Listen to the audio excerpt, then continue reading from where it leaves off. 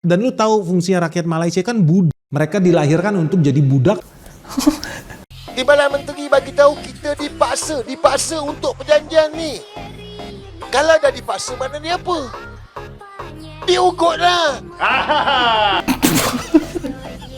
Enggak, itu kan cuman konsultasi doang.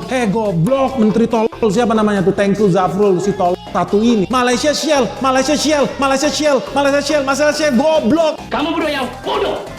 Ambo bodoh, Tuan. Bukan Malaysia namanya, jika memajukan negara dengan cara tidak menggadai. Hal ini sudah berlangsung sejak lama. Hasilnya bisa dilihat, begitu masifnya para etnik selain pribumi yang merdeka di sana. Di tengah kota-kota besar, nyaris mayoritas didominasi oleh kaum Cina. Sementara di pinggiran kota, terdapat banyak kaum India.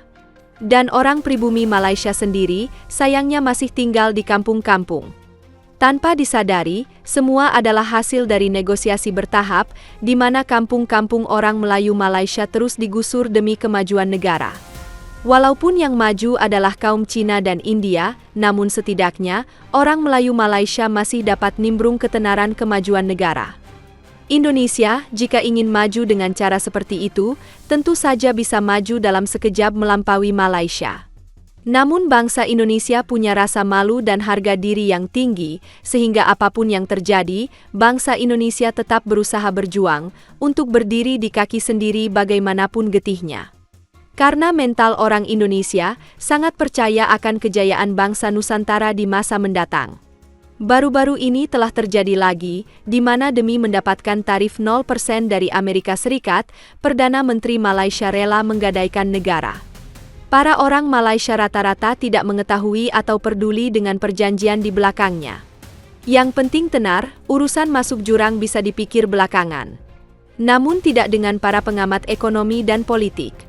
Mereka mengecam keras atas perjanjian yang telah disepakati tersebut. 20 tahun akan datang. Kita tengok tanah-tanah kepunyaan orang Melayu dan kaum pribumi mengecil. Bandar-bandar walaupun melebar, bukan kepunyaan harta milik orang-orang Melayu. Malah di desa-desa juga, bila dibangun bangunan-bangunan rumah kedai, juga bukan milik orang Melayu. Orang Melayu makin tersempit. Bila saya bercakap begini, saya dituduh resis. Bangsa kita merempat di bumi sendiri. Duduklah bangsa kita di rumah PPRT. Tunggulah rumah mampu milik.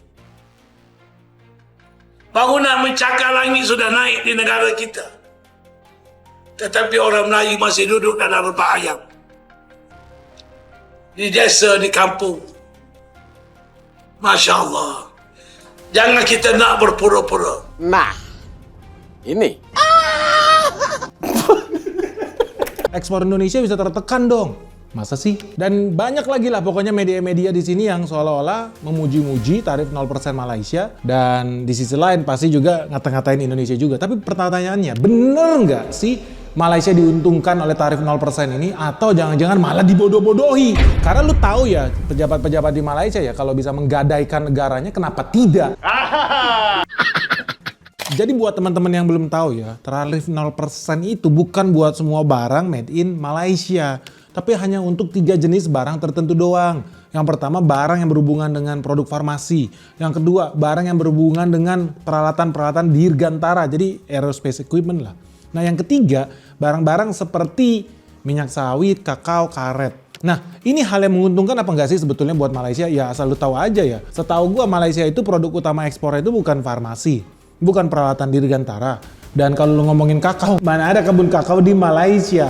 Karena kalau lu lihat ya, 5 produk ekspor terbesar dari Malaysia, ya bukan coklat juga karena dia bukan Swiss ya. Dan bukan juga perlengkapan farmasi karena dia bukan Swiss juga. Jadi teman-teman kalau lihat data, dilihat di layar kaca ya, top 5, peringkat 1 itu produk-produk elektronik nilainya 121 miliar dolar. Jadi 36% ekspor Malaysia sumbernya dari sini nih, perlengkapan elektronik. Bukan kakao, bukan karet, bodoh.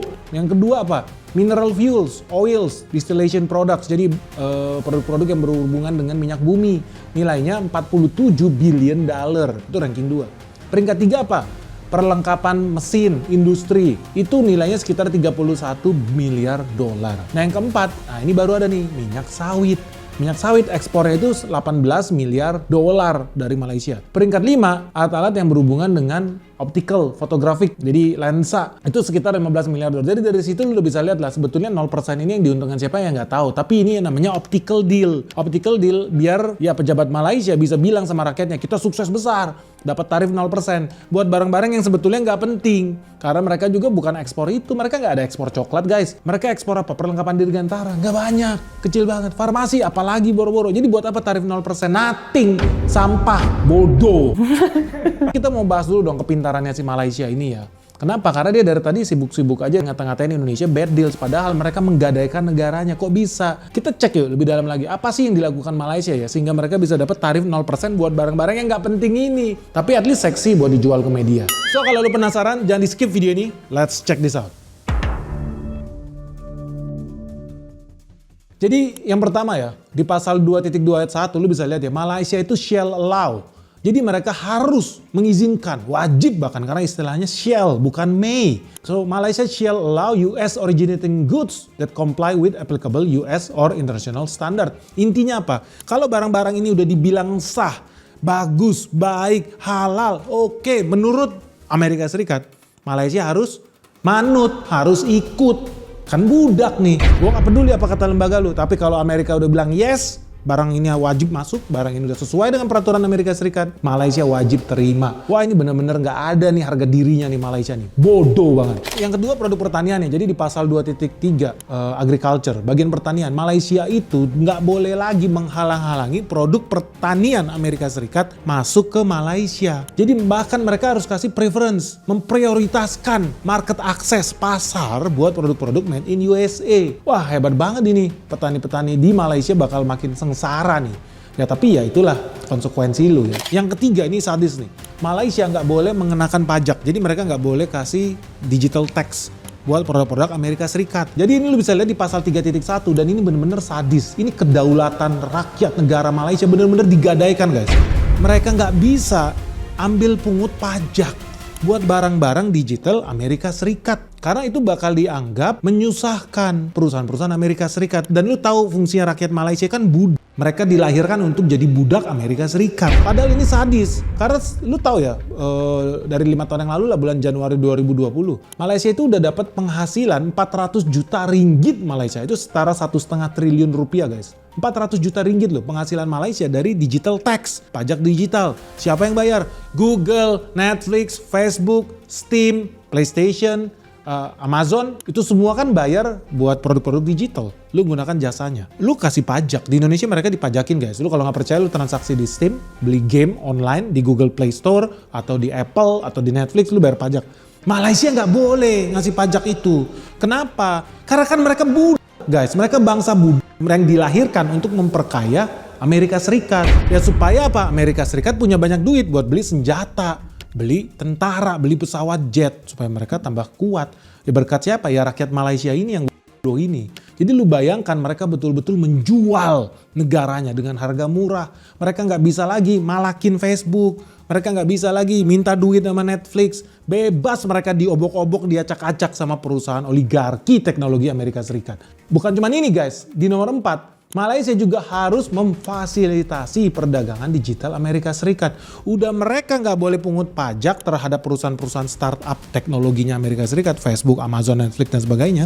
Mereka bahkan wajib memfasilitasi perusahaan-perusahaan digital Amerika Serikat. Lu bayangin, mereka nggak boleh menghalangi produk Amerika Serikat. Mereka nggak boleh menghalangi produk pertanian Amerika Serikat. Sampai sekarang dijajah lagi. Mereka tidak boleh menghalangi produk-produk jasa digital dari perusahaan-perusahaan teknologi Amerika Serikat. Malaysia, lu bisa lihat di pasal 3.3. Malaysia itu wajib konsultasi sama Amerika Serikat kalau mereka mau berdagang sama negara lain. Lu bayangin, wajib guys. Ini kan kayak budak nanya, bos gue mau bisnis nih Malaysia nih. Malaysia budak nih, bodoh ya. Mau bisnis nih dia, mau dapat proyek gede nih dari Jepang. Boleh nggak? Hei tunggu dulu, tanya dulu sama Amerika Serikat. Halo bos, Uncle Sam. saya mau bisnis nih, saya mau dapat duit sama Tokyo, boleh nggak ya? Nggak boleh. Lu harus nyembah-nyembah, lu harus jilat pantat Donald Trump kalau lu mau bisnis sama negara lain, kan bodoh banget. Dan menterinya lebih bodoh lagi, dia bilang, enggak, itu kan cuman konsultasi doang. Goblok, menteri tolol, siapa namanya tuh, Tengku Zafrul, si tolol satu ini, lu tahu ya menteri tolol ini, nggak bisa bahasa Inggris. Kenapa? Karena kalau lihat pasal 3.3, itu isinya jelas. Di sini bukan lu cuma nanya, ini lu shall, lu harus, ini wajib. Shall itu wajib, bukan may. Kalau lu bilang ini kan gak wajib, istilahnya bukan shall, istilahnya Malaysia may consult. Tapi dasar menterinya Malaysia ini kan tolol. Dia gak bisa bedain may sama shall. Shall itu wajib, wajib berkonsultasi. Kalau Amerika Serikat gak suka, lu digorok. Selesai, namanya juga lu wajib. Bukan berhak, lu wajib. You shall, Malaysia shall consult, Malaysia shall tanya dulu sama bos Amerika Serikat, boleh nggak gua dagang sama negara lain? Boleh nggak Malaysia berbisnis dengan negara lain? Ini bener-bener stupid ini. Ini deal paling stupid of the year. Kalau kau masih sokong Anwar Ibrahim, kau sokong perjanjian ini, bermakna kau oranglah sebahagian daripada pengkhianat negara. Kalau kau orang tahu tetapi kau orang tak nak involve, kau oranglah orang-orang yang munafik, yang bersuhabahat, bersekongkol dengan pengkhianatan kepada negara. Sebab evidence ada dah. Nak cakap macam mana? Dan semalam, kalau siapa tengok semalam, Tengku Zafrul tak datang, Joe Bedul tak ada, Lee Chin Tong, Timbalan Menteri MITI, bagi tahu kita dipaksa. Lee Chin Tong bagi tahu Malaysia dipaksa oleh Amerika Syarikat. Apa makna dia tu, guys? Timbalan Menteri bagi tahu kita dipaksa untuk perjanjian ni. Kalau dah dipaksa, maknanya apa? Diugut lah. Ugut kenapa? Ini yang korang diperbodohkan. Ini yang ramai rakyat Malaysia diperbodohkan. Diugut sebab apa? Sebab tarif. Kalau kita tak setuju, US akan naikkan tarif. Guys, ya, ramai daripada kita tak pandai. Saya pun tak pandai. Memang kita tak tahu. Kita bukan orang ekonomi, betul? Kalau kau doktor pun, kau pun mungkin tak tahu. Kita tak pandai, tapi kita ambil tahulah. Anwar kata, kalau kita tak setuju, tarif akan dinaikkan. Pergi kepada 25%, 30%. Sekarang dapat 19%. Apa tarif ni, guys? Sampai Anwar bagi tahu, kalau tak setuju nanti pekerja akan dibuang. Korang jangan jadi bodoh. Tarif ini, dia beri kesan kepada US, bukan pada kita. Faham tak? Saya pun tak pandai, tapi tarif ini beri kesan kepada US, bukan pada kita. Kalau negara lain boleh lawan, boleh demand, kenapa kita nak menyerah? Fikirlah. Tak betul ke? Negara lain boleh demand, boleh lawan. Kenapa kita nak menyerah? Itu semalam Ahli Parlimen Pembangkang tunjukkan contoh Kemboja. Kenapa Kemboja? Dia deal juga tapi tak ada menyerahkan kedaulatan. Kenapa dengan kita kena serahkan kedaulatan? Kenapa? Whatever, I don't know.